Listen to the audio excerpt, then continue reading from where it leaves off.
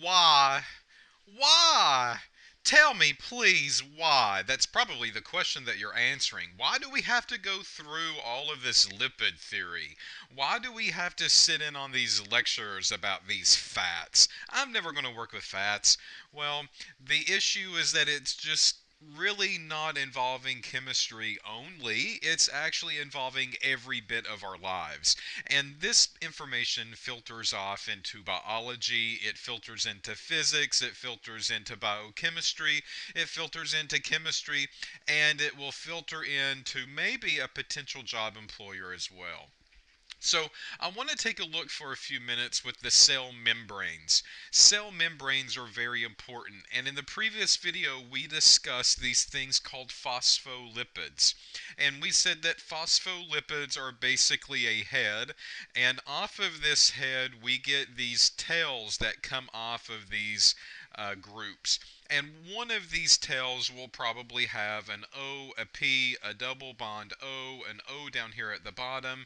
And I'm just going to put a questionable point here because this is the piece that could change. If that's the OH group, that was phosphatidic acid. If that was OCH2, CH2, NH3+, we said that was our phosphatidyl ethanolamine.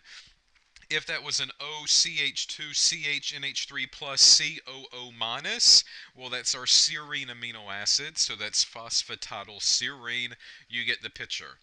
And we've discussed so far that if we have more than just carbon and hydrogen on these long tails, that these begin to start causing kinks and these begin to start causing some movement in the molecules. So you got to kind of imagine these as three little fingers, and off of these fingers do we have movement, or are they stacked together very tightly? Well, when it comes to phospholipids, we will often divide these molecules up into two portions. And the first half here we're going to call polar, and we call them a polar head.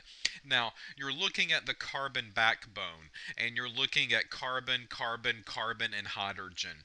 And there's no polarity there. There's no free pairs of electrons. There's no electrons around that area of the molecule at all. Where you get the polarity from is from the OC double bond O groups that are positioned at that spot. So the polar heads are coming from this carbonyl, but it's really more than just a carbonyl. It's actually this ester group that begins to happen. So this is where the polarity comes from.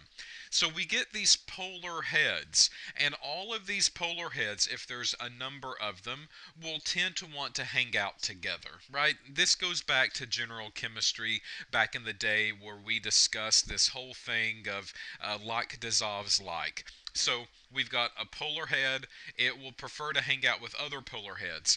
And then we see these tails. And off of the tails, these are mainly hydrocarbons, so hydrocarbons. And these hydrocarbons are non-polar for the most part. I mean, they're all carbon and hydrogen. We might have a double bond here and there. We might have a phosphate group, as in the phospholipid family. But for the most part, these are non-polar in character. And again, like dissolves like. So what that basically means is that the tails will prefer to hang out together. So we get almost a click that begins to happen with the lipid family. And what you'll see is that these polar heads will basically line up with each other. And I'm just going to draw a row of the polar heads. So here are polar heads. And off of these heads, we have maybe three hydrocarbon chains. These could have double bonds on them. These could have phospho groups on them. These could have sulfur groups on them, as you've seen with the serine amino acid. But you get the picture. They are all tails off of each one of these heads. So here we get basically a non-polar layer. and it's a nonpolar layer made up of all of the tails of the lipids. So we get this kind of nice lineup that begins to happen with these molecules if they are just allowed to associate the way they want to associate with each other. Okay, well, the issue is that not only can they do it in one row, but they can also do it in another row. So let's say another row of lipids begins to happen down here at the bottom.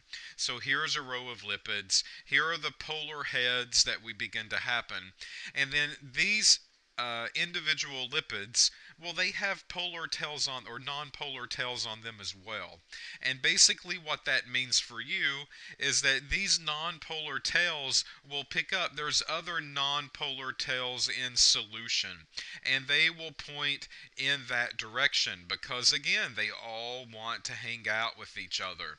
So we get this nice lipid sandwich. That's what I like to call it, a nice sandwich. So these polar heads are kind of the light bread, and then in the middle here, this is the meat, and these are our tails of the amino or of the lipids themselves. So we see this nice kind of compact two layers of lipids. So hence two layers, and the abbreviation for two is a bi.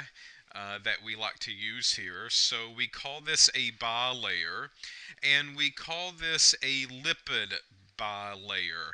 And the reason that we do that is because we want you to understand that these are made up of lipids. So lipid bilayer, two layers of lipids, and they are pointed in a particular direction.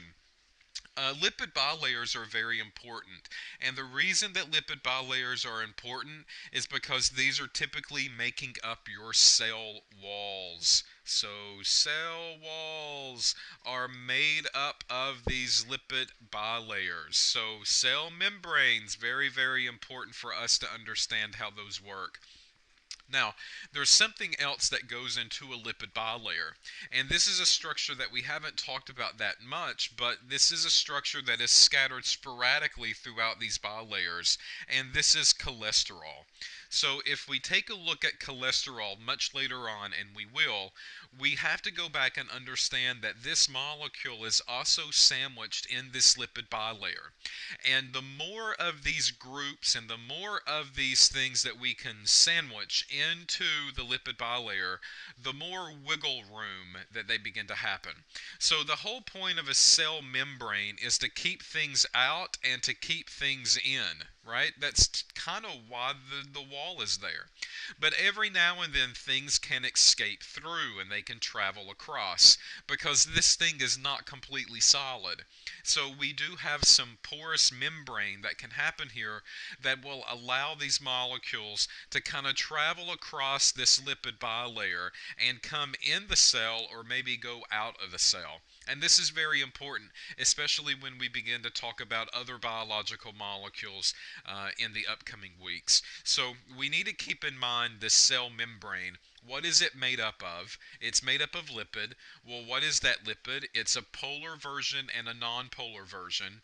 And there's things like these double bonds and these phosphate groups and sulfur groups that are on these tails that provide some wiggle room, some movement. Cholesterol is thrown into the mix as well. So we get these cholesterol molecules that kind of sandwich in here, and they just kind of take up some space, and they allow these things to have a little bit of more movement because of them. So this is what we call a lipid bilayer. Now, there is another version of this structure that we can talk about, and the other version of this structure has all of the polar ends basically lining up again, but this time they are kind of curving around on themselves and making a circle, and then all of these non-polar tails point inward. So I'm not going to be that careful with it. I'm just going to draw some tails that go in. This is not a lipid bilayer. That is something that's given to two distinct layers that interact between each other. This is just really one run, one lineup, and the head of the line has basically met the tail of the line, and we have made now a complete circle, a forced circle. We call this a micelle. Micelle. And these micelles are very common. Micelles are very similar to lipid bilayers in that all of the tails basically point in the same direction. They all hang out with each other. And then all of these polar ends begin to point outward as well. Now you got to think for a minute. This is a fat, right? So this is a lipid.